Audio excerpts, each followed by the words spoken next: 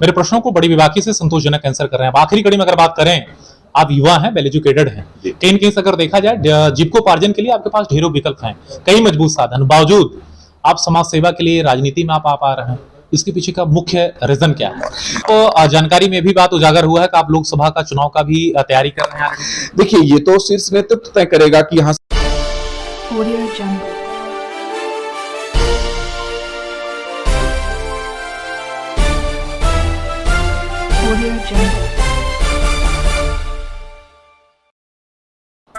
दर्शकों, आप देख रहे हैं अभी समाचार टीवी और मैं हूं अभिषेक उपाध्याय। इस समय अगर बात करें उत्तर प्रदेश का, तो नगर निगम, नगर पंचायत, नगर पालिका का चुनाव होना, कई वार्डों हमारी टीम ने सर्वे किया, जिसकी कड़ी हमारी टीम पहुंची जनपद अंबेडकर नगर, नगर पालिका परिषद जलालपुर। अगर बात करें तो यह नगर 25 वार्डों में आवंटित है। हमारी टीम ने एक सर्वे किया, पब्लिक ग्राउंड रिपोर्टिंग किया, आम जनमानस की जो मूल जरूरतें हैं उसके बारे में जानकारी लिया गया।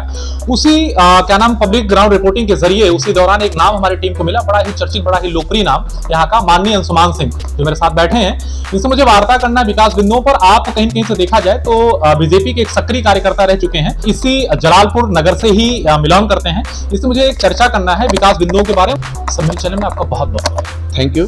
बात करें अगर विकास बिंदुओं का, सर आप यहाँ के रहने वाले हैं, जलालपुर की कंडीशंस अगर देखा जाए तो 25 वार्डों में यह नगर आवंटित है।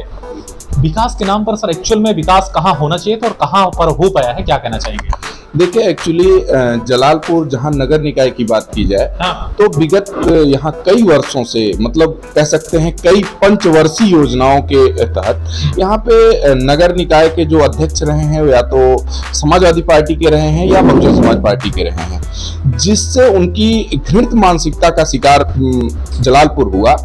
और उन्होंने जो हमारी केंद्र से और राज्य से योजनाओं का लाभ जिस तरीके से जनता को मिलना चाहा, उस तरीके से ये दे नहीं पाए उसको।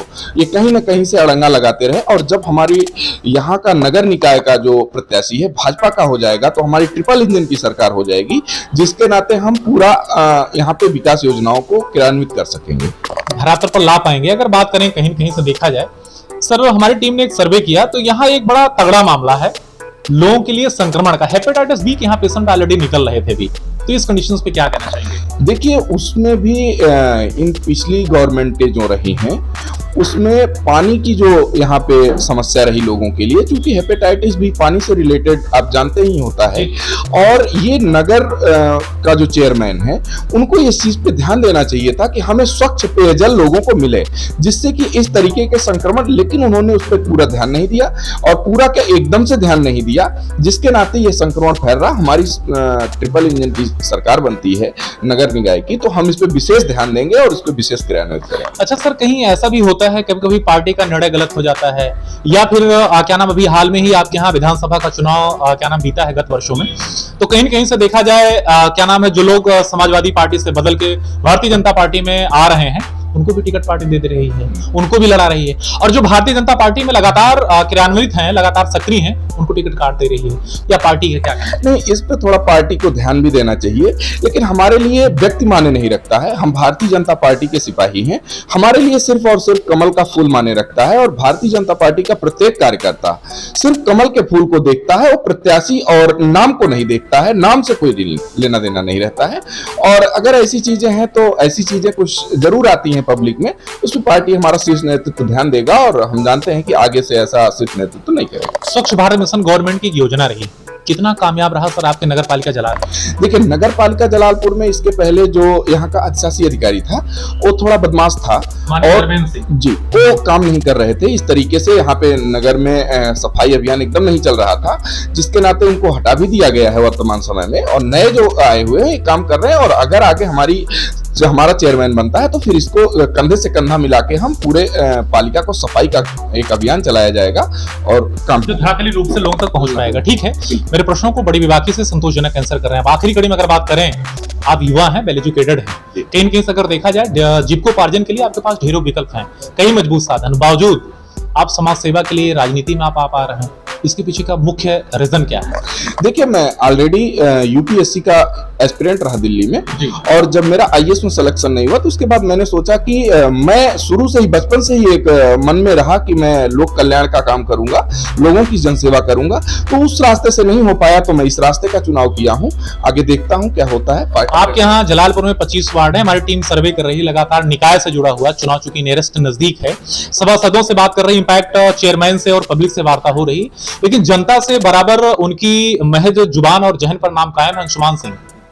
तो मैं निकाय का चुनाव का हमारी टीम एक पब्लिक ग्राउंड रिपोर्टिंग कर रही है, और बराबर कहीं न कहीं से एक नाम लोगों के उससे मिल रहा है, लोकरी नाम मिल रहा है जनता की जुबान पर, अंशुमान सिंह। तो इसके पीछे का क्या कारण? देखिए, जनता मुझे लाइक करती है, इसके लिए मैं जनता को बहुत बहुत धन्यवाद देता हूं। खासकर युवा वर्ग को बहुत बहुत धन्यवाद देता हूं कि युवा वर्ग मुझे इतना ज्यादा स्नेह, प्यार और आशीर्वाद दे रहा है। बड़े बुजुर्गों को उसके लिए आभार प्रकट करता हूं कि लोग मुझे इतना ज्यादा प्यार, आशीर्वाद और स्नेह दे रहे हैं, उनका मैं आजीवन ऋणी रहूंगा। आगे क्या प्रयास रहेगा आपका?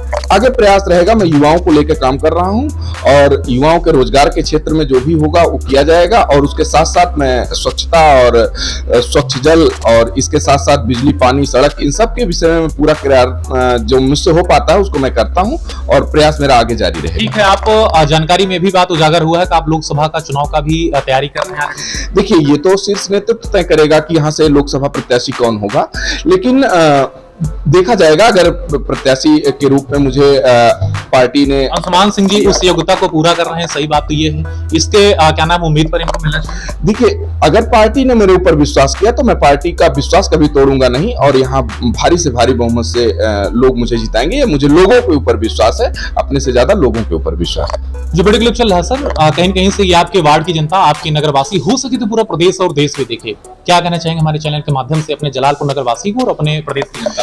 देखिए, प्रदेश की जनता से यही मेरी अपील है कि 11 तारीख को प्रत्याशी को न देखते हुए केवल कमल का फूल देखें, और नगर निकाय चुनाव में बीजेपी को भारी से भारी बहुमत से विजयी बनाएं, और आगे किसी भी चुनाव में, हम लोकसभा हो, विधानसभा हो, और पूरे देश में भ्रष्टाचार मुक्त सरकार का निर्माण जो चल रहा है, इसको अनवरत आगे 50 साल तक हमें कम नहीं होने देना है, और जिससे हमारा देश अनवरत 50 साल तक आगे बढ़ता रहे। बस यही देश की जनता से अपील है मेरी कि भारतीय जनता पार्टी को आगे 50 साल तक समर्थन देते रहें, जिससे कि एक अच्छे भारत का निर्माण, एक शाश्वत निर्माण तय हो सके, ओपिनियन हो सके, एक सही शुरुआत का।